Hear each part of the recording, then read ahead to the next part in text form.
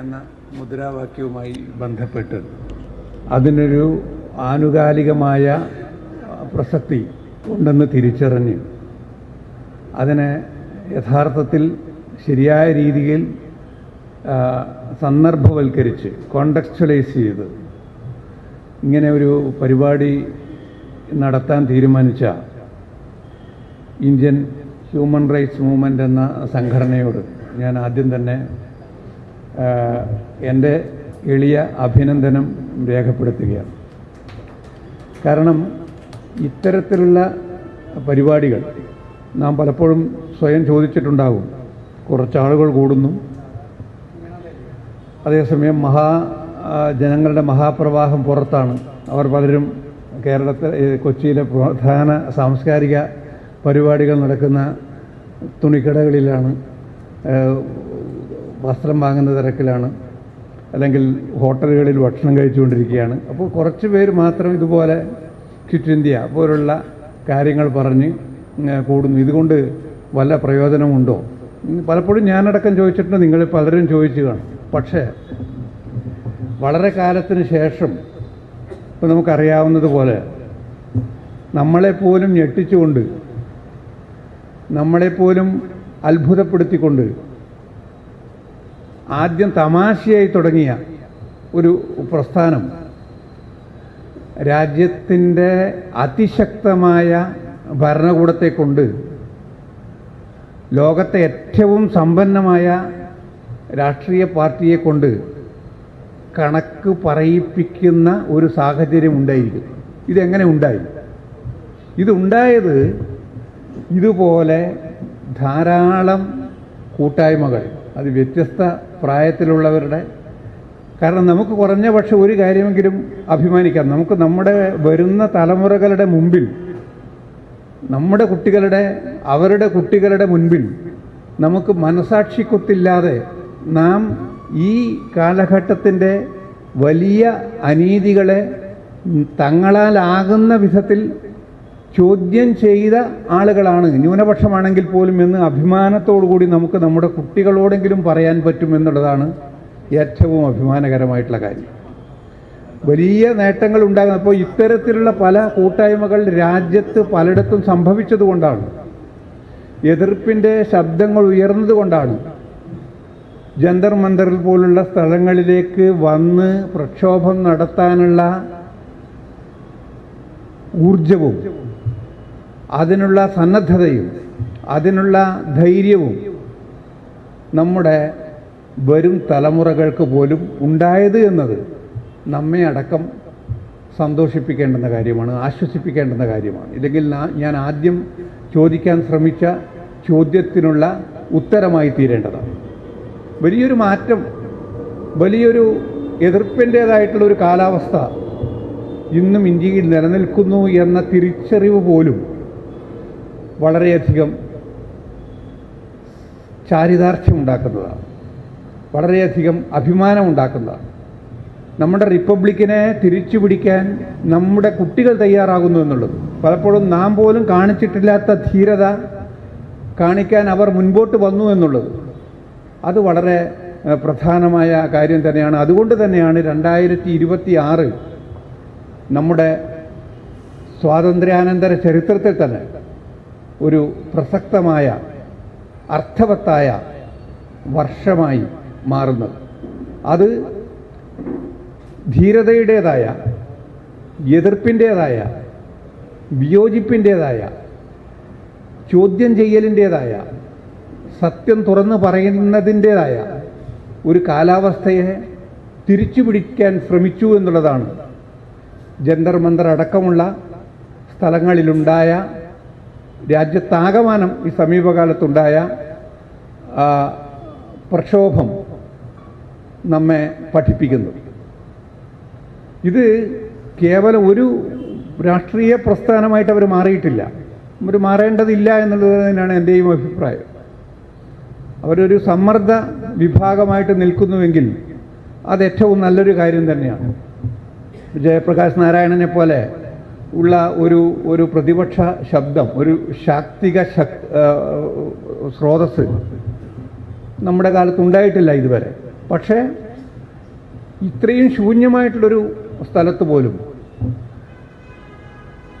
പല രീതികളിലും വിഷയങ്ങളിൽ ഇടപെടാനും അതുപോലെ അതിനെ സജീവമാക്കുവാനും ഭരണകൂടത്തിൻ്റെ മുന്നിൽ വെക്കുവാനും ചെറുപ്പക്കാർ, കുട്ടികൾ, നമ്മൾ പലപ്പോഴും ചോദിച്ചിട്ട് ഇത്തരം പരിപാടികളിൽ പൊതുവെ ചെറുപ്പക്കാരെ കാണാറില്ല.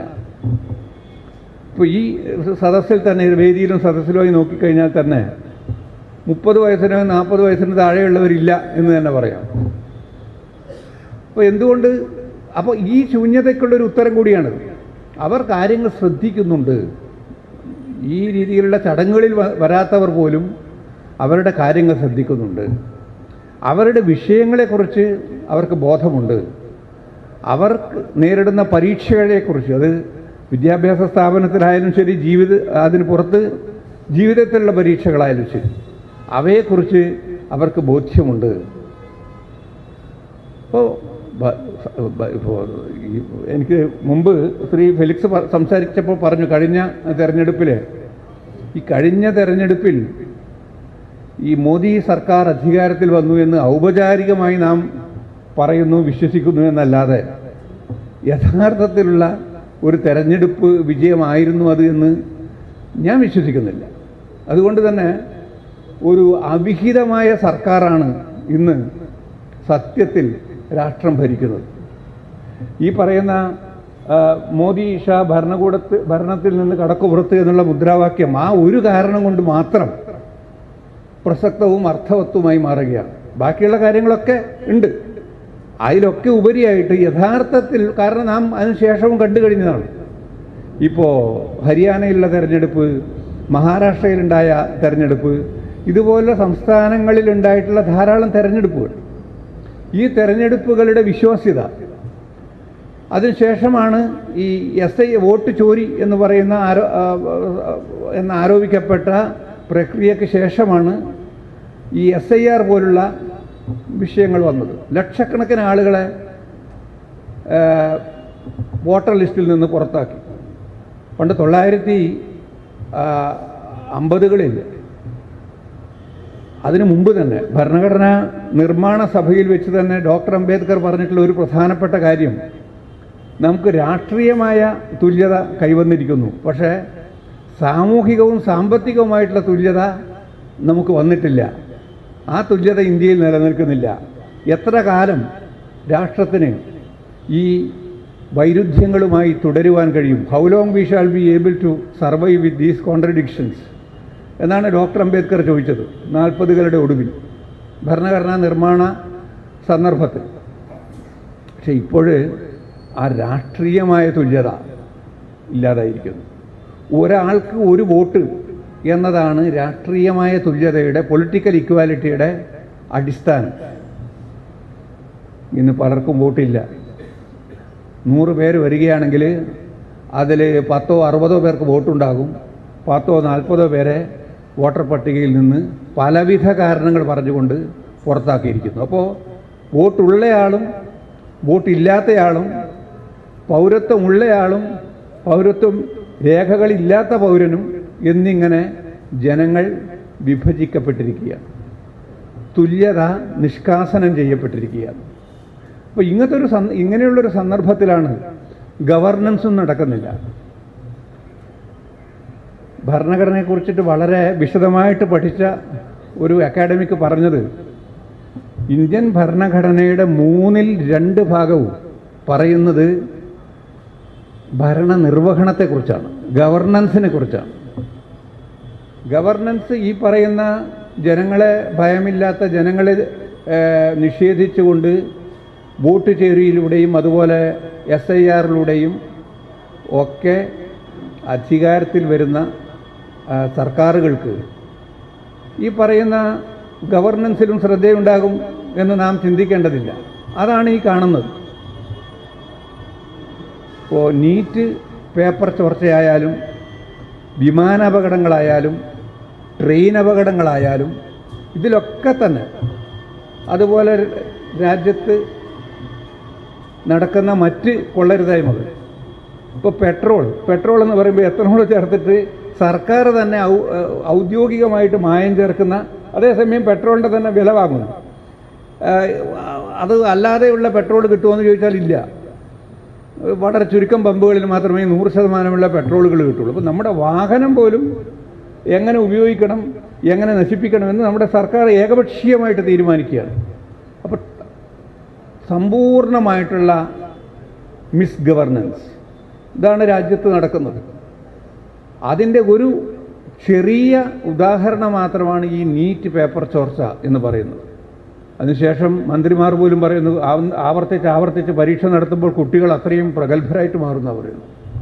നമ്മുടെ ധനകാര്യമന്ത്രി പരസ്യമായിട്ട് പറഞ്ഞ പ്രസ്താവന ആ നിലയിൽ ജനങ്ങളെ പരിഹസിക്കുന്ന വിധത്തിൽ നമ്മുടെ രാജ്യത്തെ ഭരണകൂടത്തിൻ്റെ സ്വേച്ഛാധിപത്യം മാറിയിരിക്കുകയാണ്. ആ ഭരണകൂടത്തിന് യഥാർത്ഥത്തിൽ ലെജിറ്റിമസി, രാഷ്ട്രീയമായ ജനാധിപത്യപരമായ ലെജിറ്റിമസി നഷ്ടപ്പെട്ടിരിക്കുന്നു എന്നുള്ളതാണ് കാണേണ്ടുന്ന കാര്യം.